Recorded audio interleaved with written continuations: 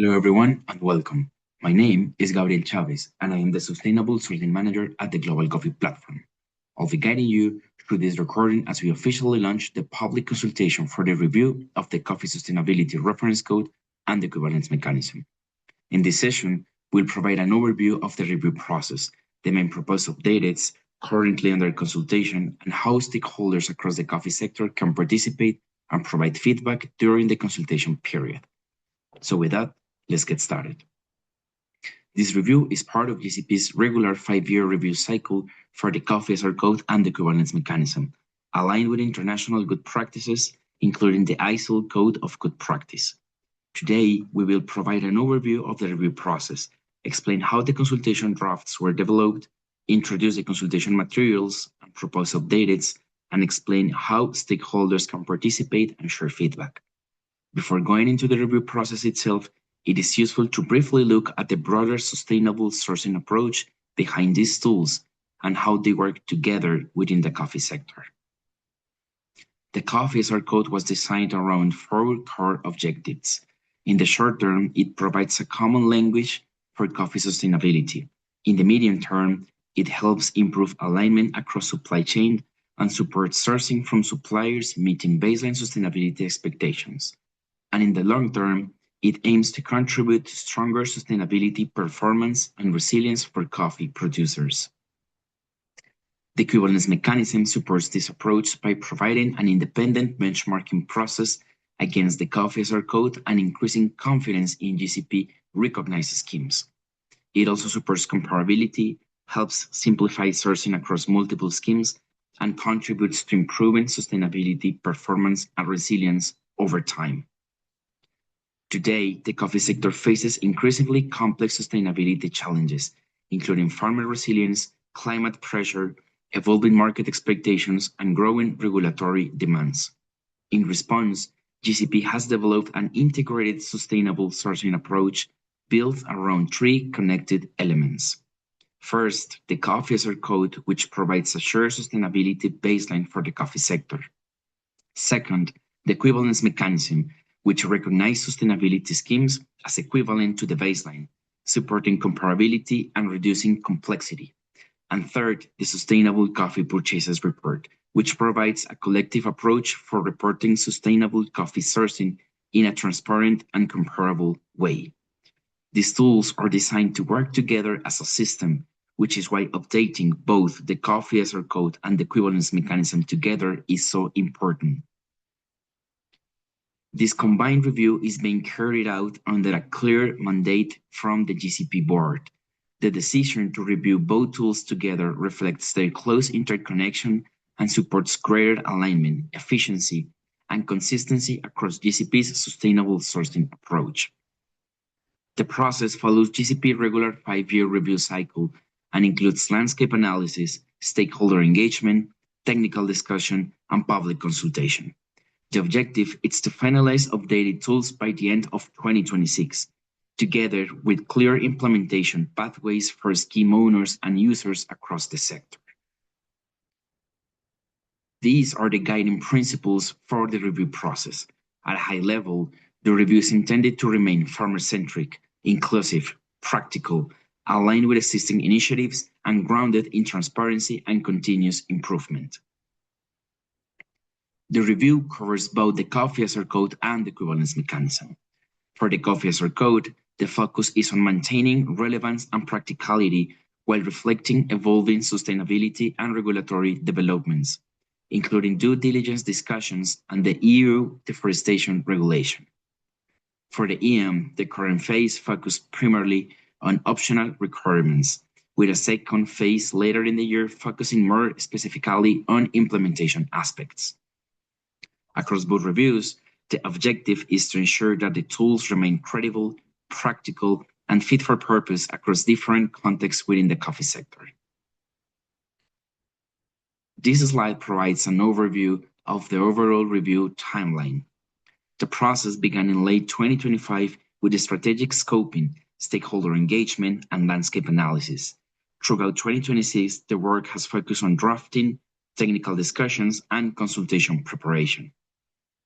And as of today, we're officially entering the public consultation phase during May and June of 2026.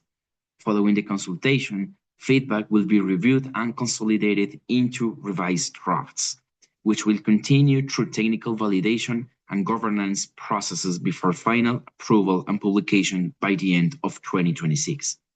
Throughout the process, stakeholder engagement has remained a central component through interviews, surveys, workshops, webinars, and outreach across sector networks and the country platforms. In terms of governance, the GCP Secretariat coordinates and facilitates the overall process, supported by an external consultant from Lycit Consulting. The Technical Committee provides technical expertise and strategic recommendations throughout the review. The Advisory Task Force contributes additional perspective and stakeholder input. And finally, the GCP Board is responsible for approving the final revised version of the tools. The assessment phase has been a key part of the review process and focused on understanding how the COFISR code and the equivalence mechanism are functioning in practice. This includes surveys, interviews, workshops, implementation analysis, desk research, and broader landscape analysis related to sustainability trends and regulatory developments. The objective was to identify strengths, implementation challenges, and opportunities to improve clarity, usability, credibility, and practical implementation moving forward. With that overview of the review process and governance structure, I'd now like to move into the current status of the revision process and the key learnings that help shape the proposed updates. So, during the assessment phase, GCP gathered input through interviews, surveys, workshops, technical discussion, desk research, and implementation analysis across recognized schemes. The review also examined broader sector trends, sustainability discussions, and regulatory development to help ensure alignment with evolving expectations and due diligence approaches. Overall, the process combined technical analysis with practical implementation experience to build a strong evidence base for the proposed updates currently under consultation. Several important themes emerged from the assessment process. Stakeholders generally confirmed the continued relevance and value of the COFISR code and the equivalence mechanism as shared baseline tools for the sector. At the same time, there was a strong feedback around improving clarity, usability, and consistency of implementation, particularly regarding implementation expectations and guidance. Stakeholders also emphasized the importance of maintaining practicality and context sensitivity while strengthening alignment with due diligence and risk-based approaches. Overall, the feedback reinforced the importance of maintaining credibility, transparency, and practical applicability across different coffee sector contexts. These learnings help shape the proposed updates currently included in the consultation drafts. Importantly, this review is focused on refinement rather than redesign. The objective is not to fundamentally change the role of the COFISR code or the equivalence mechanism, but rather to strengthen them based on implementation experience, stakeholder feedback, and evolving sector expectations. Across both tools, this includes improving clarity and structure, strengthening guidance, and improving alignment with due diligence and monitoring approaches. For the COFISR code specifically, the proposed updates continue reinforcing its role as a shared sustainability baseline for the coffee sector. The revision also strengthens continuous improvement approaches, maintain flexibility across different contexts, and improve alignment with evolving due diligence expectations.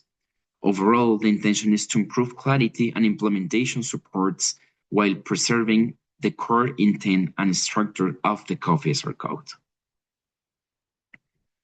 For the equivalence mechanism, the proposed updates place a stronger emphasis on governance, transparency, accountability, and data integrity. The review also strengthens alignment with risk-based and due diligence approaches, while continuing to position the equivalence mechanism as a baseline recognition mechanism focused on transparency and comparability. Another important focus area has been improving usability and implementation guidance for scheme owners and users across different legal and operational contexts. And with that overview of the proposed updates, we'll now move on into the public consultation phase itself. So today, May 19, 2026, we're officially launching the 30-day public consultation for the review of the Coffee Sustainability Reference Code and the Equivalence Mechanism. Through this consultation, we're inviting stakeholders from across the coffee sector and beyond to review the proposed updates, share expertise and practical perspectives, and help strengthen the final versions. This consultation is a very important part of the review process because it helps ensure that the final tools reflect a broad range of experiences and perspectives from across the sectors. In the next few slides, we'll walk through the consultation materials, timelines, and participation process. All consultation materials are available through the GCP website. The toolkit includes the consultation draft, which contains the proposed revisions in an Excel file, the summary of changes highlighting the main updates in a Word file, the webinar materials, and a short consultation video, which you are seeing now, and the consultation service, which are the main channel for submitting feedback. The summary of changes is available in multiple languages to support broader accessibility and participation. So it's the webinar slides, and so it's the main consultation survey. The technical consultation survey will be available only in English. Each consultation resource serves a slightly different purpose. The summary of changes is the best starting point for most participants, providing an accessible overview of the proposed updates. The consultation draft contains the detailed technical revision. The consultation service are the formal mechanism for providing feedback, and the webinar slides and the recorded session support understanding of the overall review process and consultation approach. Stakeholders are encouraged to review the materials, discuss them internally where relevant, and submit feedback through the consultation service during the consultation period. Participation can happen at different levels depending on stakeholders' interest and expertise, from broader strategic reflections to more detailed technical comments. We also encourage stakeholders to share the consultation materials across their own networks to help support broad and diverse participation throughout the process. The consultation will remain open until June 19, 2026. To help navigate the materials, we recommend starting with the summary of changes before exploring the detailed consultation draft. Stakeholders are encouraged to focus particularly on the sections most relevant to their expertise and experience. After reviewing the materials, participants can submit targeted feedback through the consultation service. And one important clarification, the consultation focuses specifically on the proposed requirement updates, while the guidance section is included primarily to support implementation, interpretation, and understanding. You can go to GCP website and find all this information publicly available.